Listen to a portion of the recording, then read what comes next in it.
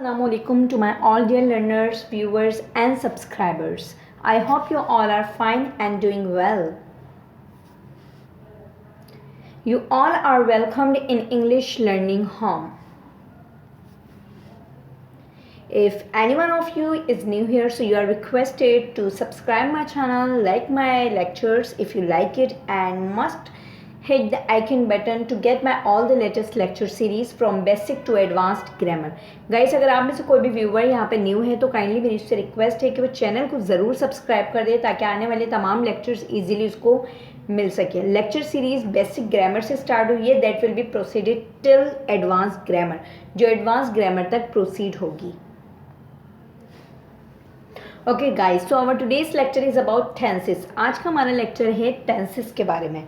Lecture की तरफ move करने से पहले मैं आपको कुछ पॉइंट्स क्लियर कर दूं हमारी लेक्चर सीरीज़ के बारे में. Actually this is the lecture series which is consisting on 3 parts. Okay, ये लेक्चर सीरीज़ 3 हिस्सों में मुश्तमिल है, जिसमें हमारा फर्स्ट फेज़ में हम बेसिक ग्रामर क्लियर करेंगे, सेकेंड फेज़ में हम प्री एडवांस ग्रामर करेंगे और थर्ड फेज़ में हम एडवांस्ड ग्रामर करेंगे. अभी हमारी बेसिक ग्रामर फेज चल रही है, जिसमें हम verb to be present, verb to be past और verb to be future cover कर चुके हैं. वर्ब टू हैव मतलब possessive verb present, possessive verb past और पजेसिव वर्ब फ्यूचर डन कर चुके हैं. टेंसेस में हम प्रेजेंट इंडेफिनिट डन कर चुके हैं. अगर आपको मेरे इंट्रोडक्टरी लेक्चर के बारे में जानना है, जिसमें तकरीबन पूरे सिलेबस के बारे में डिस्कशन की गई थी, आपको बताया गया है कि हम अपने पूरे सिलेबस में क्या क्या चीज़ें कवर करेंगे, so kindly go through that link which has been provided to you in my description. Description में मैंने लिंक छोड़ दिया, काइंडली आप उस पर विजिट कर लें ताकि आपको पूरे लेक्चर के बारे में, पूरे सिलेबस के बारे में पता चल सके. सो व्यूवर्स, अभी हम जो लर्न कर रहे हैं, करंटली हम टेंसेस लर्न कर रहे हैं. टेंसेस की मैंने एक इंट्रोडक्टरी वीडियो बनाई है, काइंडली पहले उसको देख लीजिए उसमें, ताकि आपकी बेसिक क्लियर हो सके कि टेंसेस होते क्या हैं, टेंसेस पढ़ने का पर्पस क्या होता है, टेंसेस की फॉर्म्स कितनी होती हैं, टेंसेस के टाइप्स कितने होते हैं. Everything has been discussed in my introductory video about tenses. Tenses की जो इंट्रोडक्टरी वीडियो है उसमें मैं सब कुछ डिस्कस कर चुकी हूँ. उसके अलावा प्रेजेंट इंडेफिनिट टेंसेस डन हो गए हैं. Our today's lecture is about present continuous. So guys, as you all know that time are of 3 times. वक्त कितने किस्म के होते हैं? 3 किस्म के, present, past and future. Present मतलब वो वक्त जो अभी चल रहा है. Past the time which is gone मतलब वो वक्त जो जा चुका है. Future the time which is expected to come, वो वक्त जिसके हम एक्सपेक्ट करते हैं कि वो वक्त आएगा. So there are 3 types of times. Currently we people are covering about present tenses. अभी हम प्रेजेंट टेंसेस को कवर कर रहे हैं. So if you talk about the forms of present tenses, के प्रेजेंट टेंसेस की फॉर्म्स कितनी होती हैं? So guys, sorry, there are 4 forms of present tenses: present definite, present continuous, present perfect and present perfect continuous. Present definite हम पढ़ चुके हैं. Our today's lecture is about present continuous. So what is present continuous? ठीक है, question ये rise होता है कि आखिर प्रेजेंट कंटिन्यूस टेंस है क्या. So viewers, the verb present continuous tense shows that the action is incomplete or continuous, that is as still going on. Present continuous tense का मतलब होता है कि एक्शन शुरू हुआ था कुछ देर पहले, लेकिन अभी तक वो कंप्लीट नहीं हुआ है, वो अभी प्रोसेस में है. Action is not completed, action incomplete है, या आप कह सकते हैं कि वो एक्शन अभी कंटिन्यूस है. You can say that action is in progress, progress में है. You can say that action is in process, process में है. And you can also say that action is still going on. Action जो start हुआ कुछ time पहले है, अभी वो ख़त्म नहीं हुआ है, वो अभी चल रहा है. I may give you an examples. Examples आप यहाँ पे देख सकते हैं स्लाइड में. He is playing cricket. Okay, वो क्रिकेट खेल रहा है. क्या मतलब इस बात का? मतलब क्रिकेट खेलने का जो एक्शन स्टार्ट हुआ कुछ मोमेंट पहले, वो अभी डन नहीं हुआ है. Action is in process, action अपने प्रोसेस में है. सेकेंड आप एग्जाम्पल देख लें. शी इज़ बेकिंग केक, वो केक बना रही है.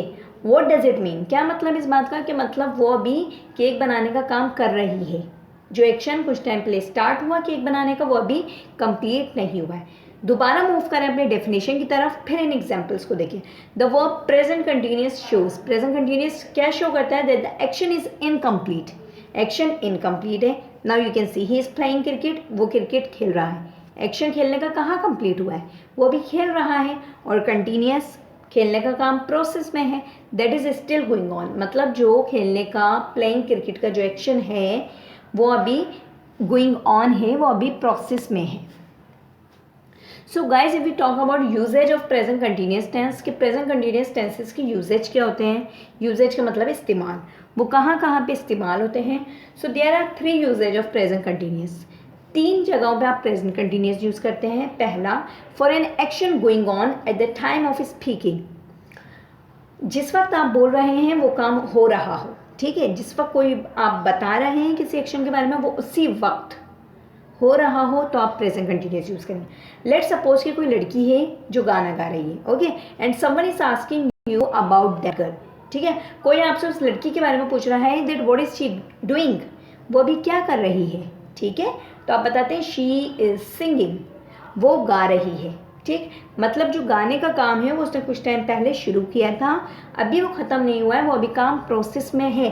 तो पहला यूजेज तो बहुत क्लियर है आप सबको, that for an action going on eight the time of speaking, ठीक है, जिस वक्त आप बता रहे हैं वो एक्शन उस वक्त हो रहा है, शी इज सिंगिंग।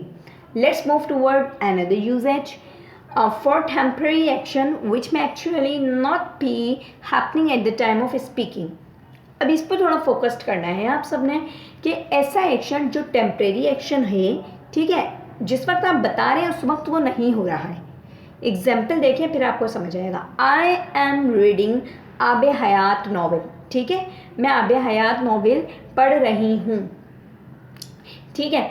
अब नाउ सपोज करेंगे कोई आपसे पूछते हैं दैट यार what are you doing nowadays, आजकल आप क्या कर रहे हो, तो आप उसको बता रहे हो कि आजकल आपकी क्या रूटीन है, आप आबे हयात नॉवल पढ़ रहे हो, आप बताते हो कि मैं आबे हयात नॉवल पढ़ रही हूँ या मैं आबे हयात नॉवल पढ़ रहा हूँ, लेकिन जिस वक्त आप उसे बता रहे हो उस वक्त आप नहीं पढ़ रहे हो, उस वक्त आपके हाथ में बुक नहीं है। Are you getting my point कि मैं क्या कहना चाह रही हूँ। सेकेंड डेफिनेशन की तरफ दोबारा देखें, फॉर टेम्परेरी एक्शन विच में actually not be happening at the time of speaking, कोई ऐसा एक्शन जो हो तो रहा है, कुछ टाइम पहले स्टार्ट हुआ था, अभी भी हो रहा है, प्रोसेस में है, लेकिन eight the time of speaking नहीं, जिस वक्त आप बता रहे हैं उस वक्त नहीं, लेकिन वो हो रहा है।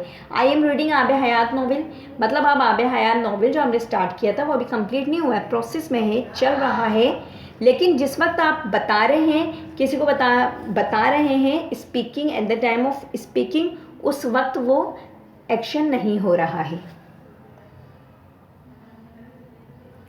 Let's move towards third usage of present continuous for an action that has already been arranged to take place in near future. कोई ऐसी प्लानिंग जो आपने पहले से की हुई है, ठीक है, क्या वो फ्यूचर में करेंगे, ओके, प्रेजेंट में आपने सोचा हुआ है कि आप वो काम कर रहे होंगे फ्यूचर में, तो उसके लिए आप प्रेजेंट कंटिन्यूस यूज़ करते हैं। Let suppose I am going to cinema tonight, ठीक है, आपने पहले से प्लान किया हुआ है कि मैं आज रात सिनेमा जा रहा हूँ। कोई पूछता है यार what are you doing tonight, आज आपकी क्या प्लानिंग है, आज रात आप क्या कर रहे हो, so what you respond him, I am going to cinema tonight, आज रात में सिनेमा जा रहा हूँ। My uncle is arriving tomorrow, मेरे अंकल कल आ रहे हैं। अंकल के आने का आपको पता है कि अंकल आपके कल आ रहे हैं, कोई ऐसी चीज़ जो एक्शन होना है फ्यूचर में, for an action that has already been arranged, जिसको पहले से अरेंज कर लिया है, किया जा चुका है कि वो एक्शन फ्यूचर में टेक प्लेस होगा। तो ये थे 3 यूजेज ऑफ प्रेजेंट कंटिन्यूस के, जहाँ जहाँ पे 3 सिचुएशन अकर हो जाएंगी वहाँ पे आपने प्रेजेंट कंटिन्यूस यूज़ करना है। अब प्रेजेंट कंटिन्यूस का उर्दू बहुत आपको क्लियर हो गई होगी, मैंने तकरीबन सेंटेंसेस आपको बताए हैं, लाइक मेरे अंकल कल आ रहे हैं, मैं आज रात सिनेमा जा रही हूँ, तो उर्दू क्या है इसकी प्रेजेंट कंटिन्यूस की, रहा है, रही है, रहे हैं, okay, Urdu is quite easy. Okay, let me move towards our syntax and formula. हमारा फार्मूला क्या होता है, अगर आपको मैं कहती हूँ that you have to make sentences, okay, sentences आपको बनाने हैं प्रेजेंट कंटिन्यूस के, for that you must know about its formula, आपको फार्मूले के बारे में ज़रूर पता होना चाहिए ताकि आप इजीली सेंटेंस फॉर्मेशन कर सकें। So your formula is subject plus is am are plus fourth form of verb plus object. अब वर्ब की फोर्थ फॉर्म क्या होती है, फर्स्ट फॉर्म, उसके आगे आप आई एन जी लगा दें तो वो वर्ब की फोर्थ फॉर्म हो जाएगी। लेट सपोज प्ले, प्ले हमारी क्या है, वर्ब की बेस फॉर्म, बेस फॉर्म के लें या फर्स्ट फॉर्म के लें, it's up to you. Fourth form इसकी क्या होगी? Playing. Eat, eat is first form, fourth form होगी eating. Okay, right, right is first form, fourth form होगी राइटिंग। सो अफर्मेटिव अगर आप बना रहे हैं तो उसके लिए ये फॉर्मूला है।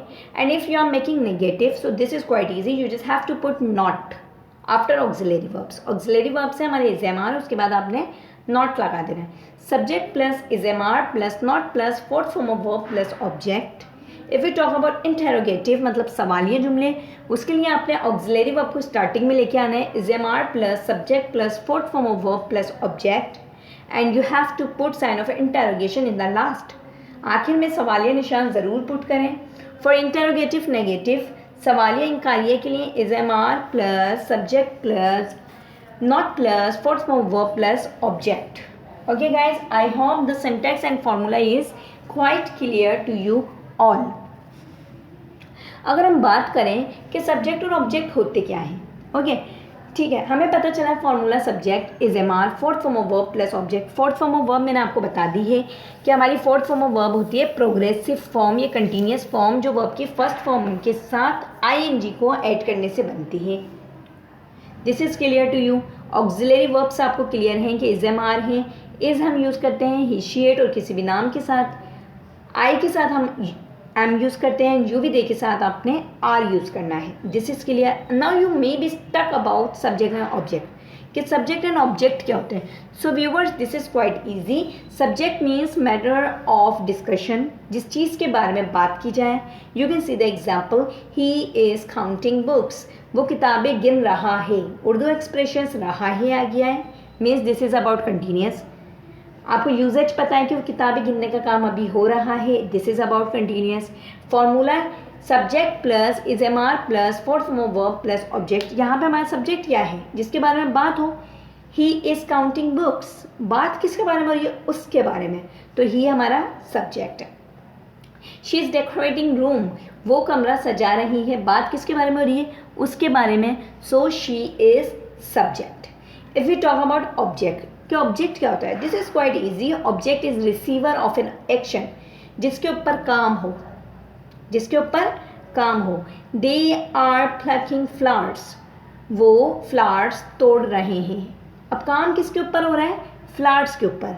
काम कर रहा कौन है, दे कर रहे हैं, सो दे इज सब्जेक्ट, और काम हो रहा किसके ऊपर है, फ्लावर्स के ऊपर, so flowers is object. If you talk about she is ringing the bell, वो बैल बजा रही है। काम कौन कर रहा है, शी, तो शी हमारा कौन है, सब्जेक्ट। काम किसके ऊपर हो रहा है, बैल के ऊपर, सो बैल is object. Sorry, you can see the example, he is painting posters, ठीक है, वो पोस्टर्स को पेंट कर रहा है।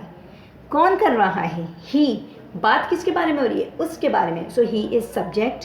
काम क्या हो रहा है, पेंटिंग का, पेंटिंग इज वर्ब, और काम हो रहा किसके ऊपर है, पेंटिंग का काम किस पर हो रहा है, पोस्टर्स के ऊपर, पोस्टर इज ऑब्जेक्ट।